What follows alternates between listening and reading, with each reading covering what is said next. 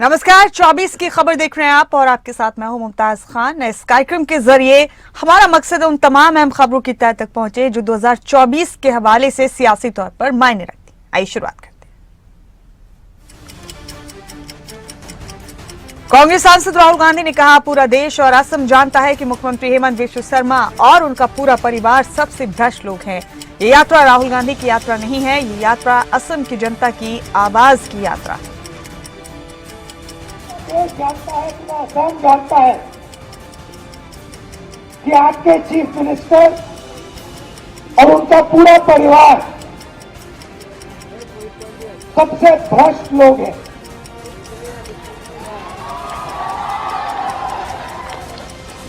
अब ये सोचते हैं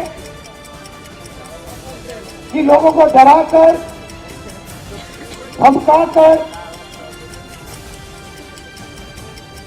उनको दबा देंगे।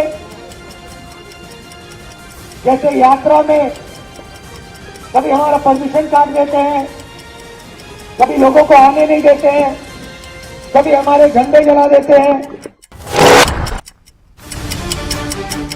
भारत जोड़ो न्याय यात्रा को लेकर पश्चिम बंगाल कांग्रेस अध्यक्ष अधीर रंजन चौधरी ने कहा कि लोगों में बहुत उत्साह है। भाजपा इस यात्रा से बौखलाई हुई है, इसलिए असम में भाजपा की तरफ से यात्रा पर हमला हो रहा है। सारे हमारे नेता बोल चुके हैं ना, क्या कहेंगे। न्याय यात्रा हो रहे हैं चारों तरफ, आम लोगों के अंदर काफी उत्साह पैदा हो चुके हैं। मणिपुर से लेकर यात्रा शुरू हुई, लोगों के अंदर भरपूर उत्साह हम देख रहे हैं और बीजेपी खुद बौखलाए हुए हैं। इसलिए असम में बीजेपी पार्टी की तरफ से राहुल जी की न्याय यात्रा पर हमला हो रहे हैं। तो कांग्रेस की भारत जोड़ो न्याय यात्रा पर अब वार पलटवार का सिलसिला भी जारी है। इस बीच कांग्रेस की तरफ से कहा गया है कि भाजपा बौखलाई हुई है कांग्रेस की इस यात्रा से और इसी के चलते असम में यात्रा पर हमले हो रहे हैं। कांग्रेस नेता अधीर रंजन चौधरी ने ये तमाम बातें कही और उन्होंने कहा कि भाजपा कांग्रेस की इस यात्रा से बौखला गई। कांग्रेस महासचिव जयराम रमेश ने असम की बीजेपी सरकार पर हमला बोलते हुए कहा कि गुवाहाटी को लेकर असम के मुख्यमंत्री कुछ परेशान हैं, क्योंकि जोरहाट, लखीमपुर समेत और जगहों पर उन्होंने देखा है कि जिस तरीके से लोग सड़कों पर आए और राहुल गांधी का स्वागत किया, वो बौखलाए हुए हैं और परेशानी में हैं और कुछ न कुछ बहाना ढूंढकर वो हमें गुवाहाटी में प्रवेश करने से रोकना चाहते हैं। बदलता रहता है, तो हमारा रूट प्लान है मुख्यमंत्री के पास तो है, पर खास तौर से गुवाहाटी को लेकर उनको कुछ परेशानी है, क्योंकि जोरहाट में, लखीमपुर में, माजोली में, विश्वनाथ में उन्होंने देखा है कि जिस तरीके से लोग सड़कों पर आए हैं, महिलाएं, युवा, बुजुर्ग, समाज के हर वर्ग भारत जोड़ो न्याय यात्रा को और खास तौर से राहुल गांधी जी को भरपूर स्वागत किया है। मैं यही समझ सकता हूं कि वो बौखलाए हुए हैं। कांग्रेस महासचिव के.सी. वेणुगोपाल ने कहा कि मुख्यमंत्री हेमंत बिश्व शर्मा स्वयं यात्रा पर हमलावर हैं। पुलिस हर जगह हमारी यात्रा को बाधित करने की कोशिश कर रही है, वो हमें इजाजत नहीं दे रहे हैं। भाजपा हमारे लिए अधिकतम परेशानी खड़ी कर रही है। आज उन्होंने हमारे सभी वाहनों पर हमला किया, जिस तरह से वो असम में कर रहे हैं वो पूरी तरह से निंदनीय है। When it is enter into Assam itself, the Chief Minister himself is attacking the yatra in a very bad shape. Police is trying to disturb us, our yatra in everywhere. They are not allowing us. They took FIR against our people. They are making maximum trouble for us. Today they attacked our entire vehicles. Today they attacked our entire flux boards. The way in which they are doing in Assam is totally condemnable. One thing only we can remind them, we are not going to surrender all of these things. We will. केंद्र सरकार पर हमला बोलते हुए कांग्रेस नेता जयराम रमेश ने कहा कि गृह मंत्री और प्रधानमंत्री मणिपुर क्यों नहीं जाते। आज उन्होंने मणिपुर के लोगों को उनके राज्य दिवस पर बधाई दी है, लेकिन पीएम मोदी मणिपुर क्यों नहीं गए। 8 महीने की अशांति के दौरान वहां हम गए थे। असम में जो बदलाव दिख रहा है वो सब कांग्रेस के तरुण गोगोई के कारण है। हेमंत बिश्व शर्मा 2001 के असम और 2016 के असम के बीच अंतर जानते हैं। मैं मुख्यमंत्री गृह मंत्री के बारे में यही कहूंगा कि वो मणिपुर क्यों नहीं जाते, प्रधानमंत्री मणिपुर क्यों नहीं जाते। आज मणिपुर के राज्योत्सव दिवस पर उन्होंने मणिपुर की जनता को बधाई दी है, पर 8 महीने से वो चुप क्यों है? मणिपुर में जो हिंसा हुआ है, अत्याचार हुए हैं, लाखों लोग बेघर हुए हैं, विस्थापित हुए हैं, 300-400 लोग मारे भी गए हैं, सामाजिक तनाव है, समुदायों के बीच में भय, शक।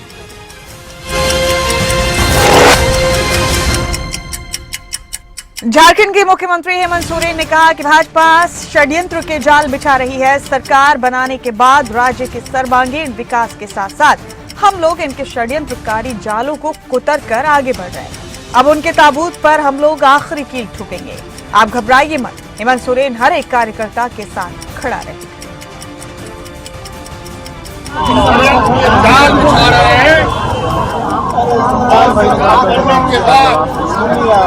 राज्य का सर्वांगीण विकास के साथ साथ जालों को भी उतर कर हम लोग आगे बढ़ रहे हैं।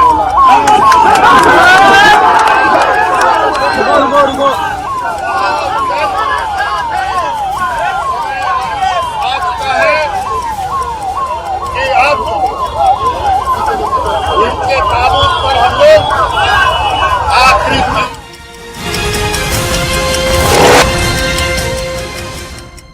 समाजवादी पार्टी सांसद डिंपल यादव ने बीजेपी पर हमला बोलते हुए कहा कि भाजपा की सरकार लगातार ईडी का इस्तेमाल कर रही है, विपक्षी दलों के खिलाफ सीबीआई का प्रयोग कर चुकी है। जैसे जैसे चुनाव नजदीक आते हैं वैसे वैसे राजनीतिक पार्टियों पर इस तरह के प्रहार बढ़ जाते हैं।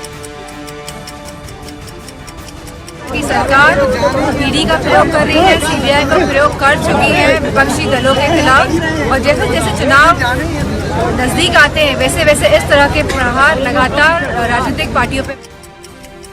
विपक्ष के खिलाफ ईडी का इस्तेमाल हो रहा है, ये कहना है समाजवादी पार्टी के नेता डिंपल यादव का। उन्होंने कहा कि विपक्ष से बीजेपी घबरा गई।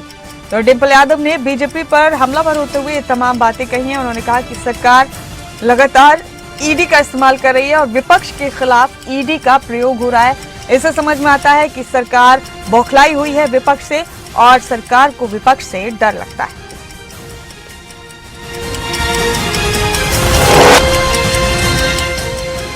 कांग्रेस 3 फरवरी को लोकसभा चुनाव के लिए अपना अभियान शुरू करने जा रही है, जिसको लेकर दिल्ली कांग्रेस अध्यक्ष अरविंदर सिंह लवली ने कहा कि सभी पार्टी कार्यकर्ता और पार्टी अध्यक्ष मल्लिकार्जुन खड़गे बीजेपी पार्टी को काट फेंकने की शपथ लें।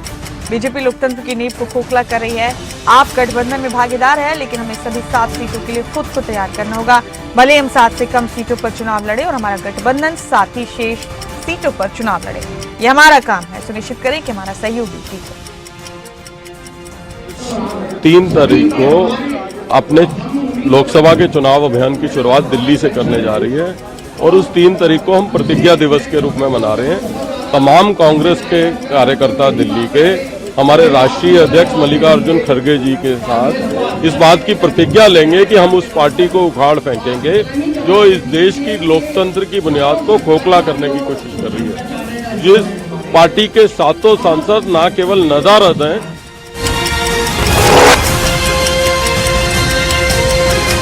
पश्चिम बंगाल में कांग्रेस के साथ सीट शेयरिंग पर टीएमसी के राज्य महासचिव कुणाल घोष ने कहा कि कांग्रेस की राज्य इकाई यहां टीएमसी पर हमला कर रही है और बीजेपी को ऑक्सीजन दे रही है।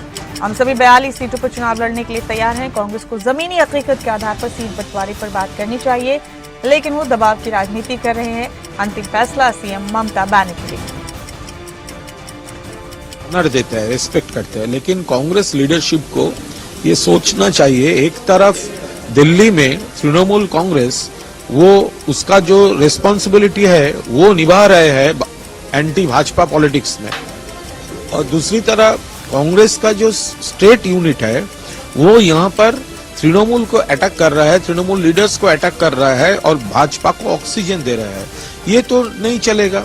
तो इसीलिए हम लोग तैयार है 42 सीट्स में लड़ने के लिए, लेकिन ये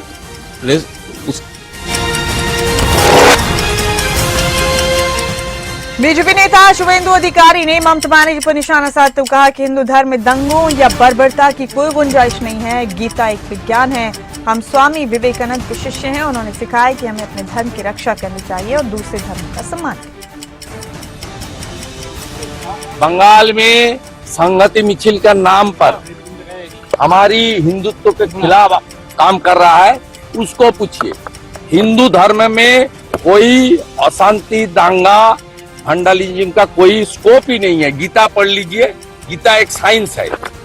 गीता की अंदर हमारी वेद, उपनिषद, रामचरितमानस, हनुमान चालीसा, गीता, हमारी हर जो हिंदू को धर्म ग्रंथ है, हम लोग मानने वाला आदमी है, वहाँ कहाँ भी हिंसा का कोई चांस ही नहीं है।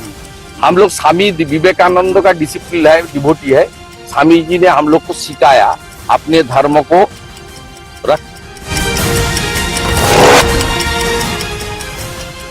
वन नेशन वन इलेक्शन के मुद्दे पर एनसीपी सांसद सुप्रिया सूले ने केंद्र सरकार पर हमला बोलते हुए कहा कि हमें ये भी नहीं पता कि वन नेशन वन इलेक्शन का प्रस्ताव क्या है।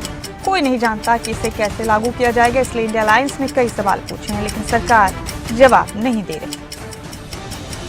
ऐसे है कि वन नेशन वन इलेक्शन का प्रस्ताव क्या है यही हमें पता नहीं। सिर्फ हम सबको जो टीवी या वर्तमान पत्र में देख रहे होते, और होगा कैसे, तो इसके बारे में किसी पता नहीं। तो इंडिया अलायंस ने साथ में मिलके अनेक सवाल पूछे और सरकार जवाब नहीं दे रही है। प्रियंका मोदी ने भी एक पत्र लिखा है सरकार को, उस पर आप क्या है? तो ये एक सोच है, देश ये जो देश है, ये जहां आप देख रहे हैं वो डेमोक्रेसी खत्म हो जा रही है, और जिस तरह से दड़बशाही हो रही है, और ये देश संविधान से चलता है, और संविधान में जो प्रस्ताव दिए है।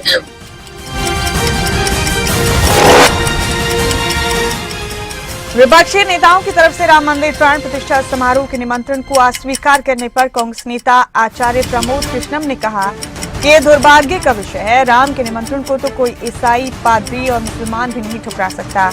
राम भारत की आत्मा है। राम के निमंत्रण को ठुकराने का मतलब भारतीय संस्कृति और सभ्यता का अपमान करना है। राम के निमंत्रण को ठुकराने का मतलब भारत की अस्मिता को चुनौती देना। दुर्भाग्य का विषय है।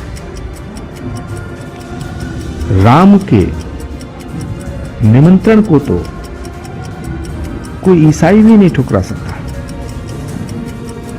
राम के निमंत्रण को कोई पादरी भी नहीं ठुकरा सकता। राम के निमंत्रण को तो कोई मुसलमान भी नहीं ठुकरा सकता। राम भारत की आत्मा है। राम के बिना भारत की कल्पना भी नहीं की जा सकती।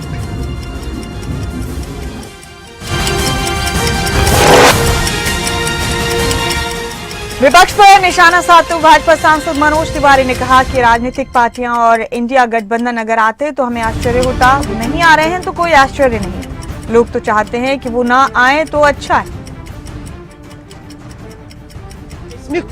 इसमें कोई आश्चर्य की बात नहीं है कि जो राजनीतिक पार्टियां हैं, जो इंडिया अलायंस है, वो अगर आती तब मुझे आश्चर्य होता। वो नहीं आ रही है तो हमको कोई आश्चर्य नहीं है, और लोग तो चाहते हैं कि वो नहीं आए तो अच्छा है। विपक्ष नहीं आ रहा तो कोई आश्चर्य नहीं है। तमाम बातें बीजेपी नेता मनोज तिवारी ने कही। भाजपा सांसद ने कहा कि अगर विपक्ष राम प्रतिष्ठा समारोह में आता तो ये आश्चर्य की बात थी। लोग तो चाहते हैं कि विपक्ष ना आए श्री राम के प्राण प्रतिष्ठा समारोह में, यही बेहतर।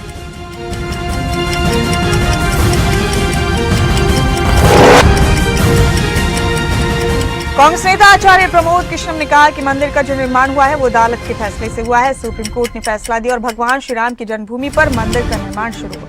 अगर मोदी देश के प्रधानमंत्री न होते तो ये फैसला न हो पाता और ये मंदिर नहीं बन पाता।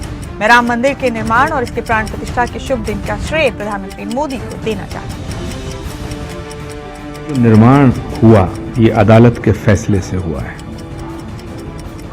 सुप्रीम कोर्ट ने फैसला दिया और भगवान श्री राम की जन्मभूमि के मंदिर का निर्माण शुरू हुआ और कल उसकी प्राण प्रतिष्ठा है। ये बात ठीक है कि मंदिर का निर्माण अदालत के फैसले से हो रहा है और हुआ, लेकिन अगर मोदी देश के प्रधानमंत्री ना होते, अगर देश के प्रधानमंत्री नरेंद्र कैबिनेट मंत्री कंवरपाल गुर्जर ने राम मंदिर को लेकर कहा कि माननीय प्रधानमंत्री ने अपनी संस्कृति, अपनी आस्था को लेकर जिस तरह का प्रयास किया वो बेहद ही सराहनीय प्रयास। भगवान श्री राम की प्राण प्रतिष्ठा के भव्य आयोजन के साथ साथ एक नए युग का परिवर्तन हो रहा है। इस अभियान से प्रेरणा लेकर लोग इस दिशा में आगे आकर दूसरों को भी प्रेरित कर रहे हैं। राम मंदिर के लिए बहुत लोगों ने बलिदान दिया और असंख्य लोगों ने संघर्ष किया। आज उन सबके परिवारों के लिए भी खुशी का क्षण।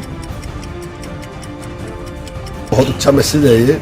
माननीय प्रधानमंत्री जो हैं, जो अपनी संस्कृति को बढ़ावा देने के लिए, अपने कल्चर को बढ़ावा देने के लिए, अपनी आस्था को बढ़ावा देने के लिए जिस प्रकार का वो प्रयास कर रहे हैं, वो बहुत ही सराहनीय प्रयास है। और मैं समझता हूँ जो विचार हमारा है वो इंसानियत का विचार है।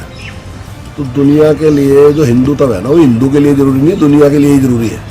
अगर दुनिया में से ये मारकाट दूर करनी, आतंकवाद दूर करना और दुनिया को अच्छी व्यवस्था देनी, तो उसके लिए जो हमारा विचार है उसका मजबूत होगा वो।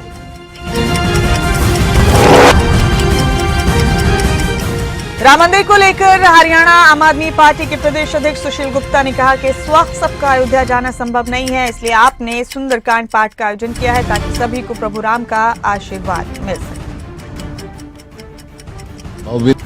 बहुत प्रतीक्षित राम मंदिर का शुभारंभ हो रहा है, उसका उद्घाटन किया जा रहा है पूरे देश के अंदर, क्योंकि व्यवस्थाओं की वजह से सबका जाना उद्घाटन के समय संभव भी नहीं है और आयोजकों द्वारा निमंत्रण पत्र भेजा जाना भी संभव नहीं है।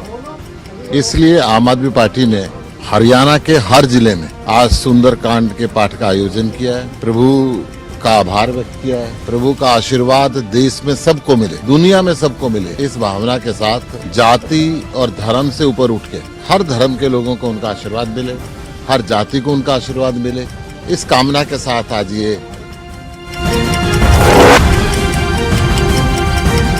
उत्तराखंड के मुख्यमंत्री पुष्कर सिंह धामी ने कहा कि राम पूरे संसार में है, ये राम युग फिर से देश में आया है। प्रधानमंत्री नरेंद्र मोदी के नेतृत्व में हमें ये दिन देखने को मिल रहा है। पूरी दुनिया राम भगवान के विराजमान होने का इंतजार कर रही है। अब ये इंतजार खत्म हो रहा है। देखिए, राम पूरे संसार में सर्वश्रेष्ठ हैं, देश के नायक हैं, दुनिया के नायक हैं और ये राम युग फिर से देश के अंदर आया है। हमारे प्रधानमंत्री आदरणीय मोदी जी के नेतृत्व में हमको ये दिन देखने को मिल रहा है और पूरी दुनिया कल सारे राम भक्त उनके विराजमान होने का अपने उत्तराखंड के पूर्व मुख्यमंत्री हरीश रावत ने कहा कि एक महत्वपूर्ण दिन है, रामलला की मूर्ति की प्राण प्रतिष्ठा होनी है। हम पूरे देश को इसकी बधाई देते हैं, लेकिन बीजेपी राम मंदिर को लेकर राजनीति कर रही है। आरएसएस प्रमुख क्यों वहां जा रहे हैं? सारे लोग सेलिब्रेशन के मूड में हैं, पूरा देश सेलिब्रेशन के मूड में है। उस दिन से है जिस दिन सुप्रीम कोर्ट ने एक सर्वसम्मत निर्णय दे दिया और अब हमें दिक्कत 22 तारीख को गर्भगृह में जो राजनीति हो रही है। आप चलिए, प्रधानमंत्री एक पार्टी के प्रमुख चुनाव प्रचारक हैं, मगर प्रधानमंत्री भी हैं, मगर मोहन भागवत जी क्या है? तो इसका मतलब है कि गर्भगृह में जो कुछ भी प्राण प्रतिष्ठा की विधि होगी उसका आपने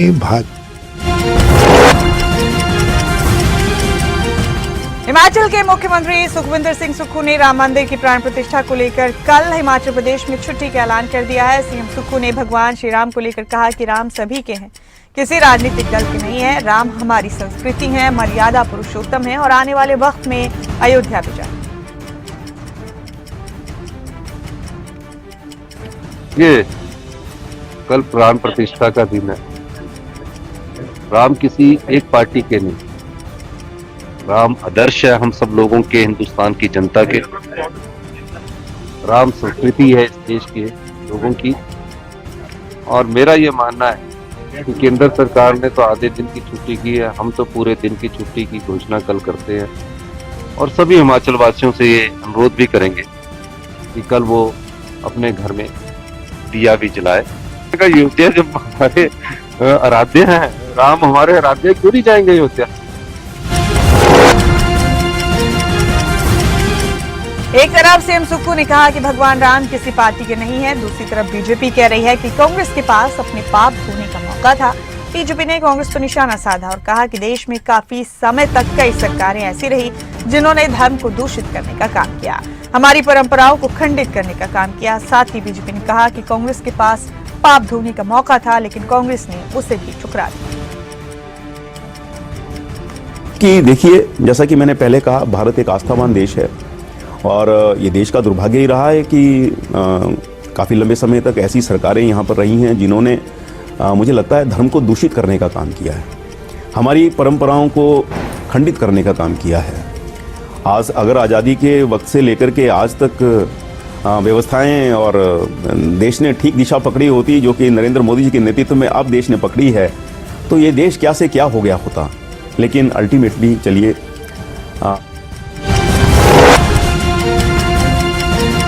कैबिनेट मंत्री मूलचंद शर्मा ने विपक्ष पर हमला बोलते हुए कहा कि आने वाला समय बीजेपी का होगा और देश और हरियाणा में विपक्ष ढूंढने पर भी नहीं मिलेगा। भगवान श्री राम ने अशोक तंवर को सद्बुद्धि दी है, जिस कारण वो बीजेपी में आए। अशोक तंवर देर से आए लेकिन सही समय पर आए। सारी दुनिया के लोगों ने एक बात ठान ली है कि कांग्रेस मुक्त, आप मुक्त, सारे दल मुक्त करने जा रहे हैं। सारा देश बीजेपी में जाने वाला है। हर आदमी बच्चा बच्चा कहता है, हर आदमी के मन में पीड़ा है कि कमल बीजेपी, कुछ बचने वाला नहीं है। जो लोग कहते हैं, जो लोग कहते थे हम मंदिर तो बनाएंगे, जगह नहीं बताएंगे, जगह दे समय नहीं बताएंगे, हम जगह भी बता रहे, समय भी बता रहे, कह रहे हम जाएंगे जब सब कुछ लुट जाएगा, जून में जाएंगे, हार के सब कुछ, जब सब कुछ लुट जाएगा, जब भगवान के सामने रहेंगे, भगवान हमारे साथ बहुत सबको लुटने वाला है।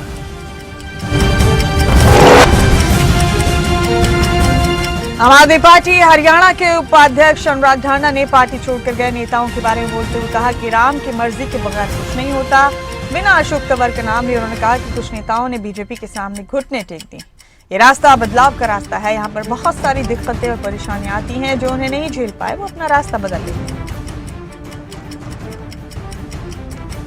और ये जिस रास्ते पे आम आदमी पार्टी चल रही है, ये जो बदलाव का रास्ता होता है, ये कांटों से भरा हुआ है, ये संघर्षों से भरा हुआ है। सबके बस की बात नहीं होती है इस रास्ते पे चलते जाना। ईडी की धमकियां, पुलिस की धमकियां, पूरा प्रशासन आपके खिलाफ हो जाता है, आपको जेल में डालने की कोशिश करते हैं। सबके बस की बात नहीं है इस संघर्ष के रास्ते पे चलना। हमने पहले भी ये देखा है, पंजाब में भी ये देखा है और हरियाणा में भी ये देख रहे हैं। जिन्होंने घुटने टेक दिए उन्होंने टेक दिए बीजेपी के सामने, लेकिन जो संघर्ष कर सकते हैं वो सारे साथी एकजुट हैं और लक्ष्य हमारा अभी भी वही है, हरियाणा के अंदर पूरे बहुमत की, एक तरफा बहुमत की सरकार बनानी है 2024 में। और ये जिस रास्ते पे आम आदमी पार्टी। हिमाचल प्रदेश में कर्ज को लेकर सियासत जारी है। पूर्व मुख्यमंत्री जयराम ठाकुर का बयान सामने आया। उन्होंने कहा कांग्रेस सरकार कर्ज ले रही है, लेकिन खर्च कहां कर रही है कुछ मालूम नहीं। हमने कर्ज लिया तो विकास पर खर्च किया, कांग्रेस सरकार वेतन भी नहीं दे पा रही। देखिए, हमने ऋण लिया, ऋण इसलिए लिया क्योंकि हालात ही ऐसे बने हुए थे कि ऋण लिए बिना गुजारा नहीं था और हमने जो लिमिट थी उस लिमिट से हमेशा कम ऋण लिया। और यहाँ कांग्रेस की सरकार जो ऋण की बातें कह रही है, आज तक के हिमाचल प्रदेश के इतिहास का सारा रिकॉर्ड तोड़ चुके हैं। 14,000 करोड़ रुपए 13 महीने में ले चुके हैं और ये हिमाचल के इतिहास में सबसे तेज रफ्तार ऋण लेने की है किसी सरकार की, तो वर्तमान सुक्खू सरकार की है। ये लोन का पैसा अगर हमने लिया था तो